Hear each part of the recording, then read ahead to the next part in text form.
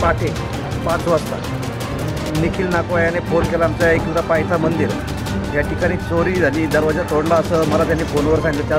त्याच टायमात मी 5 वाजता येऊन प्रत्यक्ष पाहिलं असताना दरवाजाचे कुलूप तोडून आतमधल्या पेट्या उचलून नेऊन त्या पेट्या फोडल्या, चोरून उचलून नेऊन तिकडं पाठीमागच्या साईडला फोडल्या शौचालयाच्या बाजूला. नंतर आम्ही पोलीस स्टेशनला फोन केले, गावातल्या स्थानिक लोकांना फोन करून तिथं येऊन पोलिसांनी येऊन पाहणी करून गेले.